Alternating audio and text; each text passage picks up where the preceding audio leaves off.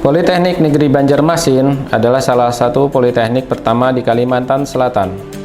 Salah satu jurusan yang ada di Politeknik Negeri Banjarmasin adalah jurusan Teknik Mesin.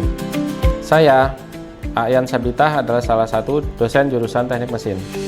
Dalam melakukan tugas, saya sebagai seorang dosen, saya menjalankan Tridharma Perguruan Tinggi. Tridharma Perguruan Tinggi tersebut meliputi bidang pendidikan, penelitian, pengabdian kepada masyarakat. Melalui pendidikan, dosen menjadi arsitek pengetahuan bagi generasi penerus. Dengan kepiawaian dosen dalam menyampaikan materi, dosen membentuk calon-calon pemimpin masa depan. Untuk menunjang kemampuan saya sebagai seorang dosen, saya terus mengupdate kemampuan saya dengan mengikuti beberapa pelatihan maupun workshop seperti 1. Pelatihan perawatan sepeda motor, 2. Mengikuti pelatihan teaching factory, 3. Ikut kompetensi keahlian. Selain menyampaikan ilmu pengetahuan dalam pengajaran, dosen juga menjalankan penelitian. Melalui penelitian, dosen menciptakan inovasi, menyelesaikan masalah, dan membawa ilmu pengetahuan ke tingkat yang lebih tinggi. Seperti yang saya lakukan, yaitu melakukan publikasi jurnal, baik jurnal nasional maupun jurnal internasional, mendapat perolehan sertifikat hak cipta dan paten di bidang saya. Dosen tidak hanya terkait pada dinding-dinding kampus, tetapi juga pada masyarakat di sekitarnya. Dosen menggunakan pengetahuan dan keterampilan mereka memberikan dampak positif bagi masyarakat, menjembatani divisi untuk kampus dan dunia luar melalui pengabdian kepada masyarakat.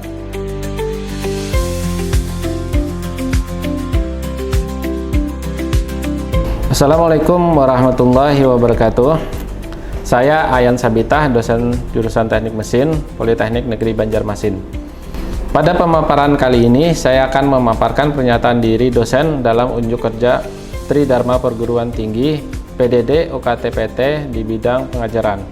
Adapun tujuan pemaparan ini adalah untuk memenuhi prasyarat sertifikasi dosen tahun 2024 bidang pengajaran. Materi yang saya sampaikan adalah penyelenggaraan salah satu mata kuliah yang saya ampu, yaitu motor bensin. Sistem pembelajaran yang saya gunakan adalah DIA, Delivery Interaction Assessment. Delivery meliputi ceramah atau seminar, diskusi, dan problem based learning. Untuk interaction meliputi e-learning Polyban, diskusi kerja, WhatsApp group, dan Google Drive. Untuk assessment meliputi ujian tertulis, praktek, mandiri, dan etika. Untuk deskripsi mata kuliah motor bensin, di sini ada yang pertama kode mata kuliah MK02 semester 3. Untuk beban SKS itu ada 4 SKS. Dalam mata kuliah ini membahas tentang pengantar motor bensin, sistem bahan bakar jenis karburator, timing chain, kepala silinder dan mekanisme katup, blok silinder dan piston, sistem pelumasan, sistem pendingin, sistem pengapian konvensional, dan pengenalan electric fuel injection. Selain materi yang didapatkan, mahasiswa juga melakukan praktek lapangan berdasarkan dengan materi yang telah disampaikan dengan menerapkan langkah-langkah pada job set yang sudah ada. Untuk capaian pembelajaran mata kuliah motor bensin, ini meliputi yang pertama, mahasiswa mampu memahami cara kerja motor bensin 4 tak dan 2 tak. 2. Mahasiswa mampu mengetahui dan menjelaskan fungsi komponen utama motor bensin. 3. Mahasiswa mampu melakukan overhaul dan memperbaiki sistem bahan bakar motor bensin jenis karburator. Keempat, mahasiswa mampu overhaul dan menyetel timing chain. 5. Mahasiswa mampu overhaul blok silinder dan menyetel katup. 6. Mahasiswa mampu overhaul blok silinder dan melakukan pengukuran pada blok silinder. 7. Mahasiswa mampu mengetahui dan menjelaskan sistem pelumasan. 8. Mahasiswa mampu mengetahui, menjelaskan, dan melakukan perbaikan pada sistem pendingin. 9. Mahasiswa mampu melakukan penyetelan pada sistem pengapian. 10. Mahasiswa mampu menganalisa dan memperbaiki sistem EV. Sistem pembelajaran yang saya gunakan di sini ada 2, yaitu luring dan daring. Luring dengan ceramah, diskusi, tanya jawab, dan praktek. Sedangkan untuk daring, untuk konsultasi tugas online melalui Zoom meeting, WhatsApp group, Google Drive, serta untuk e-learning Polyban untuk men-share materi pembelajaran dan mengumpulkan tugas. Untuk materi yang akan saya sampaikan pada motor bensin ini meliputi yang pertama, sistem dan cara kerja motor bensin 4 tak dan 2 tak. 2. Fungsi komponen utama motor bensin. 3. Overhaul memperbaiki sistem bahan bakar motor bensin jenis karburator. 4. Overhaul dan menyetel timing chain. 5. Overhaul kepala silinder dan menyetel katup. 6. Overhaul blok silinder dan melakukan pengukuran pada blok silinder. 7. Sistem pelumasan. 8. Perbaikan sistem pendingin. 9. Penyetelan pada sistem pengapian. 10. Menganalisa dan memperbaiki sistem EV. Sedangkan untuk referensi yang saya gunakan di sini ada 3, yaitu teori motor bensin yang dikarang oleh Dr. Wardan Suyanto, MA. 2. Materi engine group Toyota Astra Motor. 3. Buku manual pedoman reparasi. Metode pembelajaran yang saya gunakan di sini ada small group discussion, yaitu mahasiswa membentuk kelompok yang terdiri beberapa orang dan mendiskusikan dan mempresentasikan materi yang didiskusikan. 2. Simulasi mahasiswa praktek materi yang telah didiskusikan berdasarkan permasalahan yang dihadapi untuk menyelesaikan secara langsung. 3. Problem based learning, mahasiswa belajar dengan menggali atau mencari informasi untuk memecahkan masalah secara faktual atau yang telah dirancang oleh dosen. 4. Cooperative learning, mahasiswa membahas dan menyimpulkan tugas berdasarkan permasalahan yang dihadapi dari hasil diskusi dan praktek secara berkelompok yang diberikan dosen. Sistem penilaian pada mata kuliah motor bensin, yang pertama itu ada sumatif, yaitu ujian tertulis, praktek, mandiri, dan etika. Untuk ujian tertulis dinilai dari hasil ujian tulis dan laporan sebesar 25%. Untuk praktek dinilai dari keaktifan dan penerapan SOP pada praktikum, yaitu sebesar 70%. Mandiri dan etika di sini dinilai dari belajar mandiri sebesar 5%. Untuk penilaian formatif tidak memiliki presentasi dalam nilai akhir, namun dapat menjadi prasyarat mengikuti ujian dan keluarnya hasil akhir, terdiri dari yang pertama kuliah dan praktek meliputi nilai akhir dan keaktifan. Kehadiran praktek 100% dan kehadiran kuliah itu 80%. Apabila mahasiswa tidak hadir tanpa alasan yang jelas, tidak diperkenankan mengikuti ujian tertulis. Untuk praktek menjadi prasyarat mengikuti ujian tertulis apabila nilai praktek di bawah dari 70, maka tidak diperkenankan mengikuti ujian tertulis sampai dinyatakan lulus praktek terpenuhi. Ketiga itu etika, menjadi prasyarat mengikuti ujian tertulis. Standar penilaian, mahasiswa harus lulus untuk setiap komponen penilaian dengan ketentuan sebagai berikut. Untuk nilai ujian tertulis itu 70, nilai praktek itu 75. Kedua, rekomendasi dilakukan jika mahasiswa tidak memenuhi nilai bawah lulus ujian tertulis dan praktek. Ketiga, jika nilai mahasiswa di bawah batas lulus, maka mahasiswa wajib melakukan remedial baik itu ujian tertulis maupun praktek. 4. Penilaian akhir merupakan gabungan dari komponen penilaian di atas dengan menggunakan sistem PAP. Nah, itu tadi pemaparan metode DIE dan RPS yang saya gunakan dalam mata kuliah motor bensin. Selanjutnya, berikut contoh video micro teaching mata kuliah motor bensin dengan sub materi tentang mekanisme katup.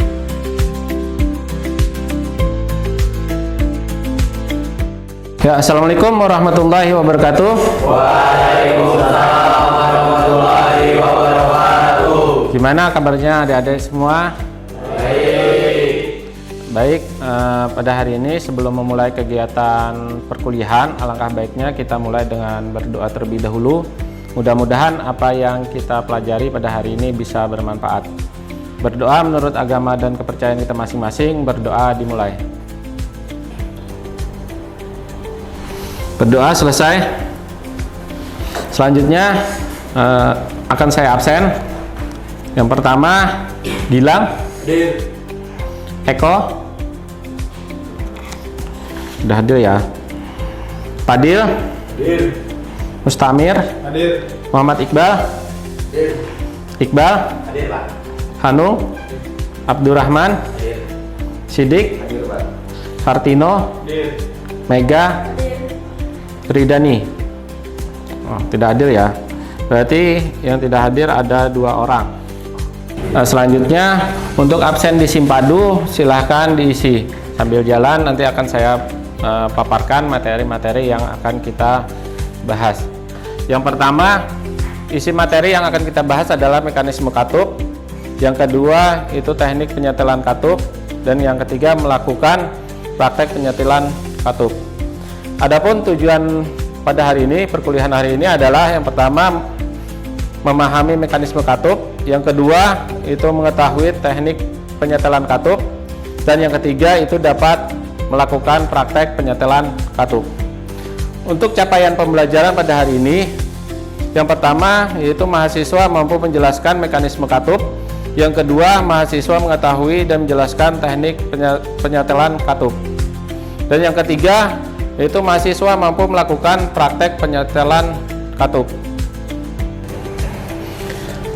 Selanjutnya ada yang tahu gambar apakah ini? Iya, Pak. Silahkan Mustamir untuk menjawab. Mekanisme katup, Pak.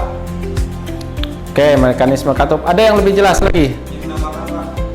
Mekanisme katup yang terletak pada bagian kepala silinder berfungsi keluar masuknya udara dan hasil pembakaran. Baik, akan saya selanjutkan.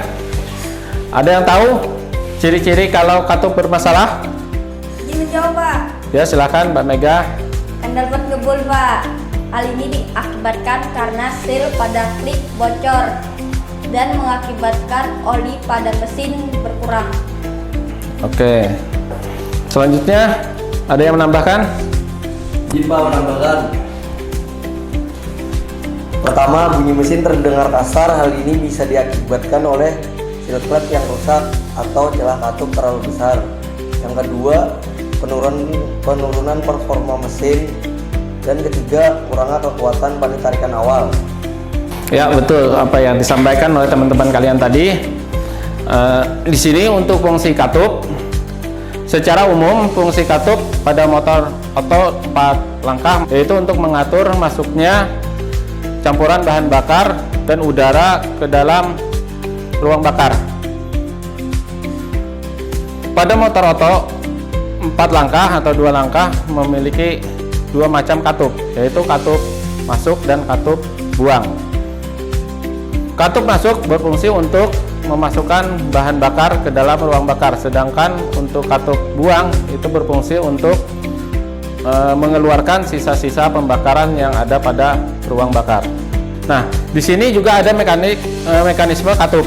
Yang pertama, untuk mekanisme katup itu ada OHV yaitu overhead valve dan OHC yaitu overhead crankshaft. Nah, di sini untuk overhead crankshaft itu ada 2, ada yang single dan ada dual, atau ada yang 1, ada yang 2. Nah, di sini untuk overhead valve yaitu motor yang menggunakan mekanisme katup jenis OHV ini mempunyai ciri fisik yaitu poros cam berada pada blok silinder dan katup berada pada kepala silinder. Sedangkan untuk OHC, poros cam dipasang di atas kepala silinder, yang mana rocker arm dan katup yang digerakkan langsung oleh poros cam.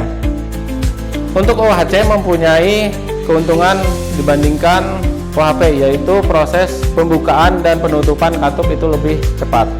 Nah, di sini saya memiliki suatu video atau sebuah video yang bisa kita amati.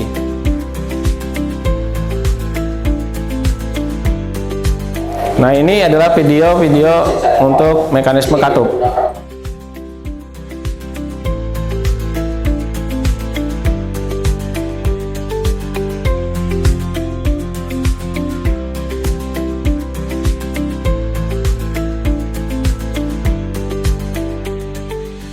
Nah, ini adalah contoh dari mesin mekanisme OHV, yaitu posisi katupnya atau poros camnya itu ada di samping, sedangkan nuken as juga posisinya ada di kepala silinder.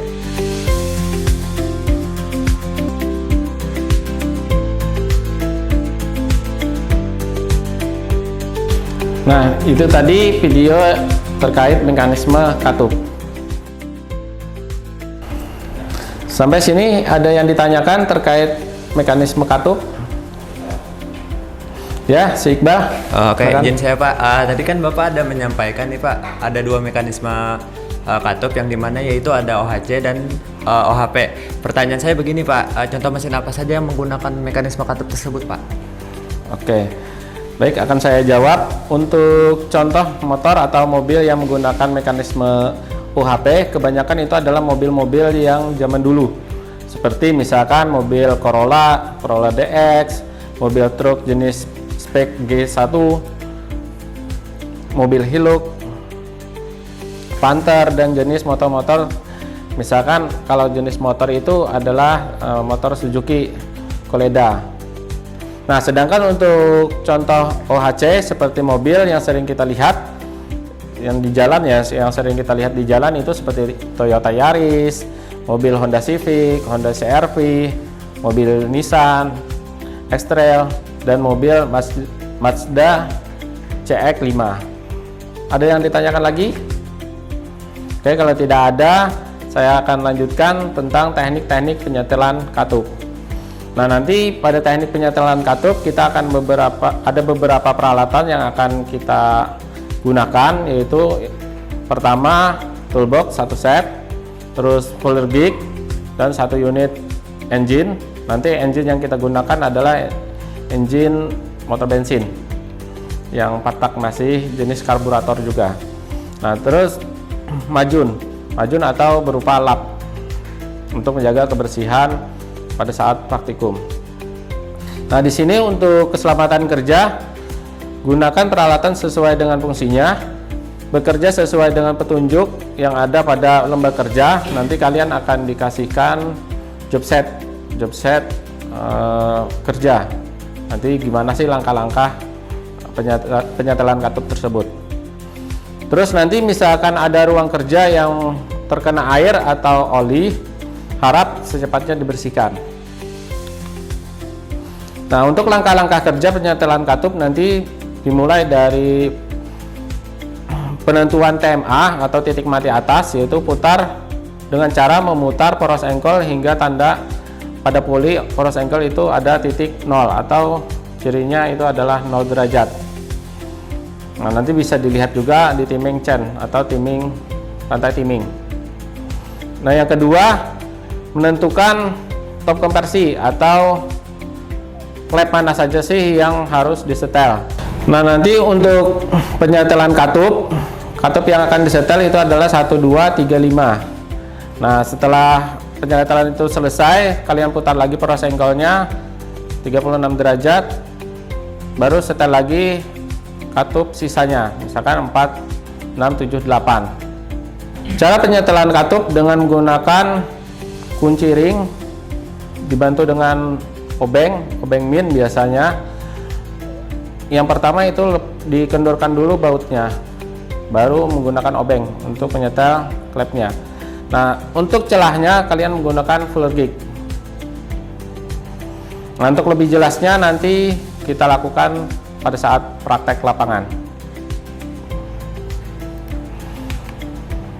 Oke, sampai sini materi yang dapat saya sampaikan. Ada yang bisa mengambil kesimpulan atau menarik kesimpulan? Dipersilahkan.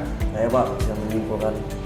Sistem katup pada mesin mobil meliput overhead cam sub atau bisa disebut dengan OHC dan overhead valve atau disingkat dengan OHV. Sistem OHC menawarkan efisiensi bahan bakar yang baik, sedangkan OHV memberikan keandalan dan torsi tinggi.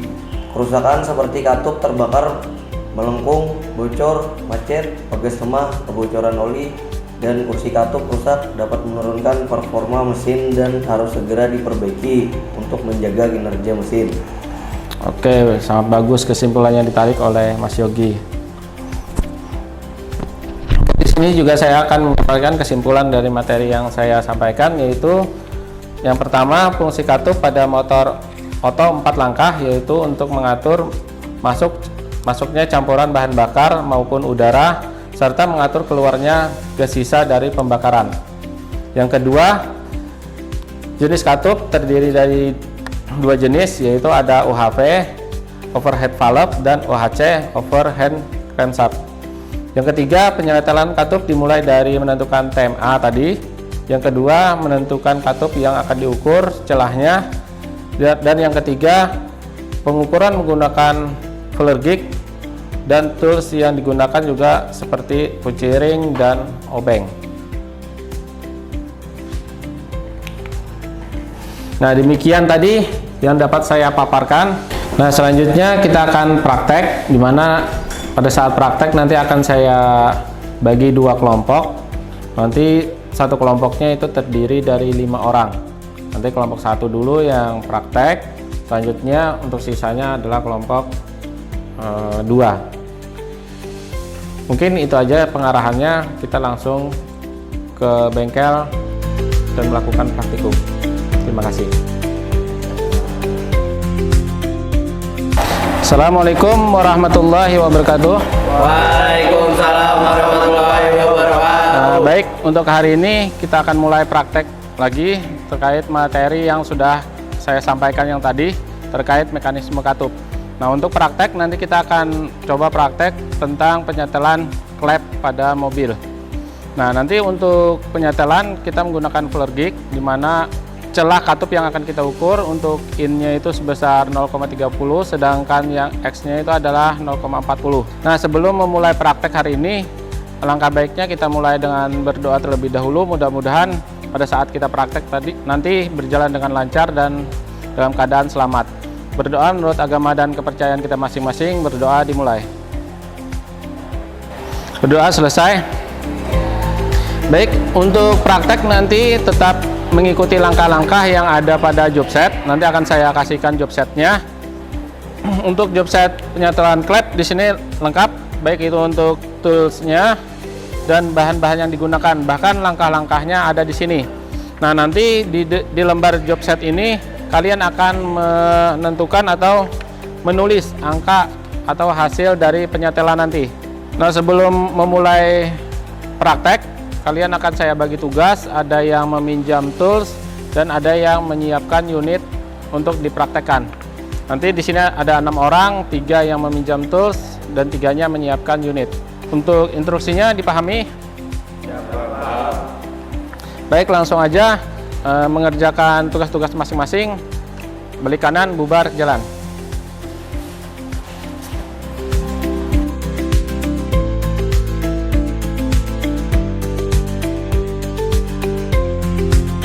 Nah, ini namanya fuller gig. Ingat, di sini ada beberapa jenis atau ketebalan untuk penyetelan klep. Nah, nanti di sini coba kalian cari 0,30 sama 0,40. Nanti 0,30 itu untuk in-nya, sedangkan 0,40 ini untuk X-house-nya. Silakan. Nanti satu orang yang pegang kuncinya, kunci ring sama obeng, satu yang menggunakan pullernya.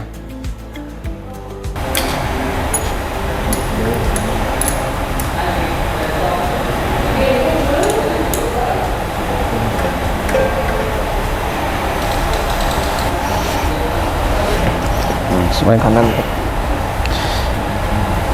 Ingat, nanti untuk mengetahui topnya, kalian bisa membuka pada tutup bagian rotor atau distributor. Nah, nanti dilihat arah pada bagian kepalanya, dia mengarah kemana. Misalkan di sini mengarahnya ke busi 1, berarti ini sudah top 1. Misalkan lain, kalian tetap harus memutar pada bagian sini sampai dia menunjukkan top 1. Ingat, nanti waktu penyetelan ini bukan berarti harus lengket, tapi harus bisa digesekkan. Nah, biar tetap bisa gerak. Nah, sedangkan ini kan masih longgar nih. Nah, kalau katup dalam keadaan longgar, itu akan mengakibatkan mesin itu berisik karena bunyi klep ini tadi. Silahkan di setel. Ini untuk X-house-nya berarti 0,40. Nah, selanjutnya kalian teruskan sampai selesai. Kalau sudah selesai penyetelannya, silahkan dikembalikan, ditutup bagian kepala silindernya, distributornya dikembalikan lagi, terus peralatannya dirapikan atau dikembalikan dengan keadaan bersih.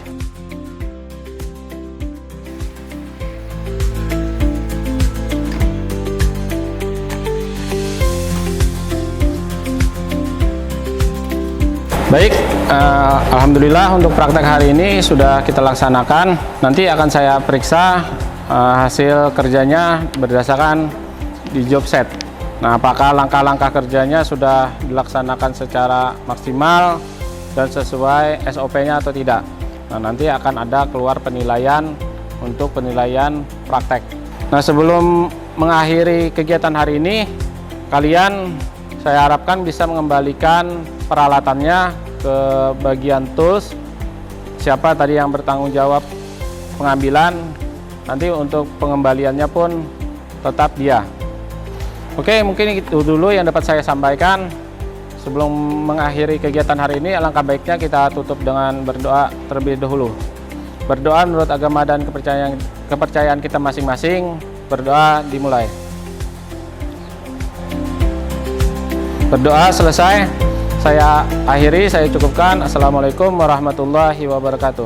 Waalaikumsalam warahmatullahi wabarakatuh. Balik kanan, bubar jalan.